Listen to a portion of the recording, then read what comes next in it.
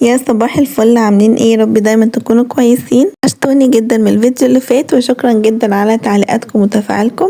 وعايزه اشكر كل بنوته قمر قمر قمر دخلت وعملت لي لايك وكتبت لي كومنت حلو. بجد انتوا شجعتوني وحفزتوني ان انا انزل فيديوهات. انا مصوره بجد كميه فيديوهات كتير وببقى مش بلاقي تفاعل، فعلشان كده ما بنزلش الصراحه. بس انتوا حفزتوني وحببتوني ان انا انزل فيديوهات، وبجد انا مبسوطه قوي وربنا يبسطكم زي ما بتبسطوني. انا عايزه بس اقول لكم على حاجه. انا في متلازمه كده في بقي بقالها كام يوم عماله اقولها كتير، وقلتها كتير قوي الفيديو اللي فات، وانا هستنى ان انتوا تكتبوا لي في الكومنتات ايه هي الكلمه اللي انا عماله اقولها كتير جدا في الفيديو اللي فات. وكمان هحاول على قد ما بقدر ان انا الفيديو ده ما اقولهاش، علشان ايه؟ انا عايزه بجد ابطلها.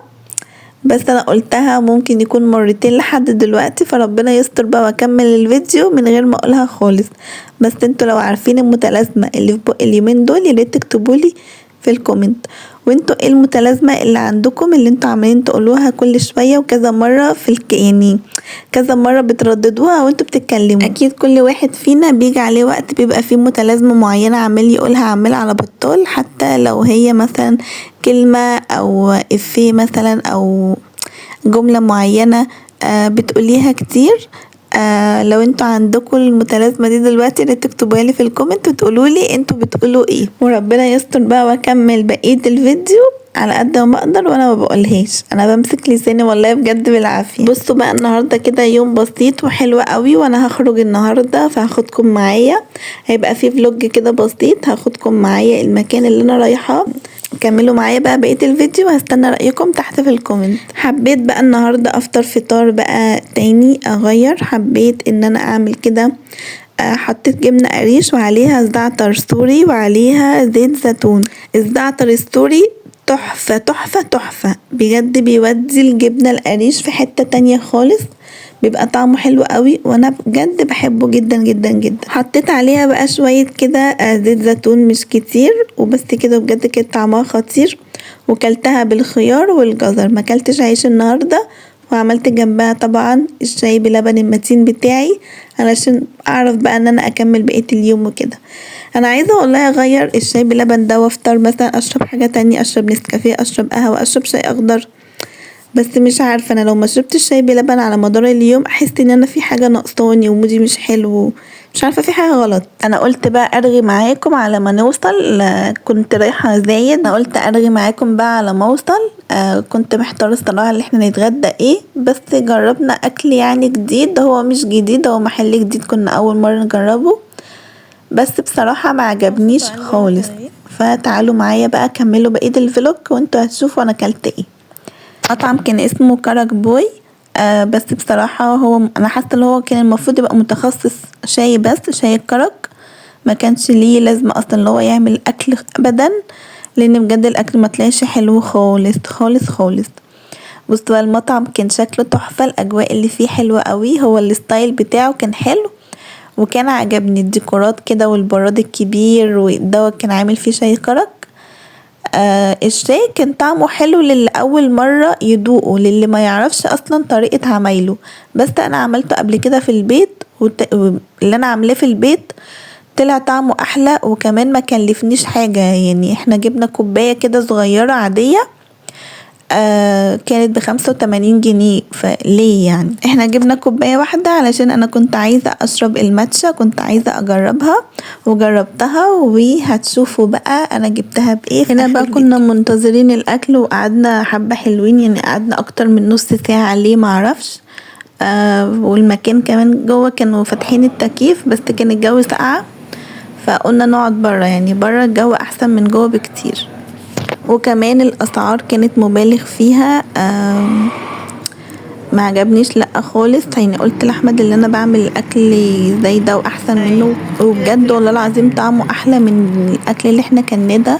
هو الاكل اهو، جبنا رز باللحم المقلقل، تحس ان اللحمه كلها اصلا القراقيش اللي هي بتبقى الطريه دي وسمينه، يعني فين اللحمه. وكمان كميتها قليله قوي، وبقيت بقى العلبه رز. وكمان احنا كنا طالبين اللي احنا هناكل في المطعم، جاب لنا علبة دليفري يعني.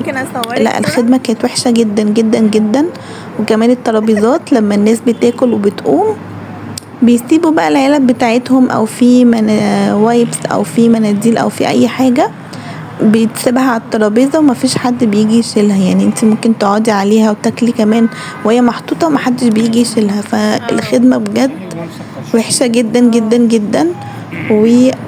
لا ما عجبنيش، كانت التجربة سيئة بجد. وانا كنت ناوية ان انا اروحه تاني اجرب السندوتشات لانه هو عنده سندوتشات، بس بصراحة لا ما عجبنيش كخدمة وككواليتي في الاكل. الاكل كمان ما كانش حلو وغالي على الفاضي، والشاي كمان كوباية الشاي كانت ب85. ليه؟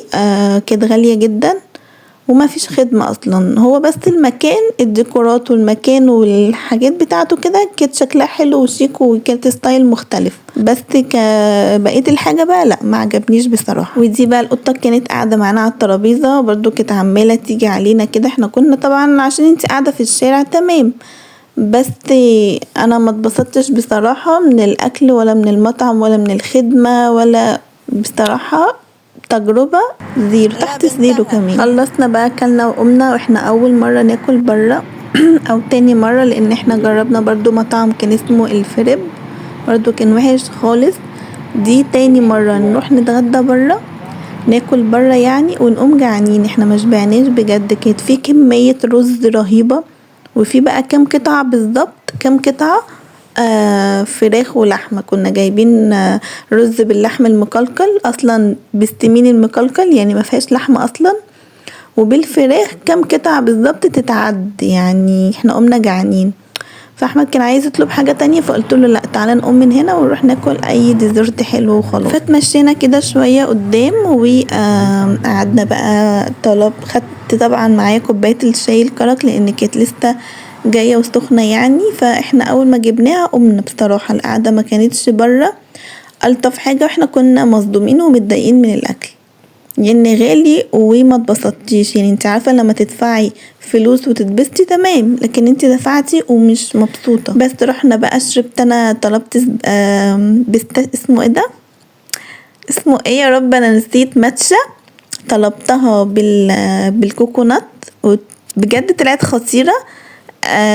كان في سادة، بس انا ما حبيتش ان انا اجربها سادة لان هي طعمها وهي سادة طعمها عامل زي الحنة، بس لما تحطي عليها اي فليفر بتبقى طعمها تحفة. انا عجبتني بصراحة، بس هي برضو غالية. انا رحت مرة ابو عوف وكنت عايزة اجيبها بصراحة علشان كويسة للدايت ومشبعة جدا وسدت نفسي قوي قوي قوي. رحت شفتها في ابو عوف لقيت الكيس صغير مش كبير يعني. لقيته ب450 جنيه. فانا اتخضيت بصراحة من السعر، فقلت ليه يعني، وانا كنت خايفة ان انا اجيب الكيس دوت واجربه وتقعد في قرابيزي وما تعجبنيش. بس لما جربتها انا لا قلت الصراحة برضو اللي انا مش هجيبها يعني. مش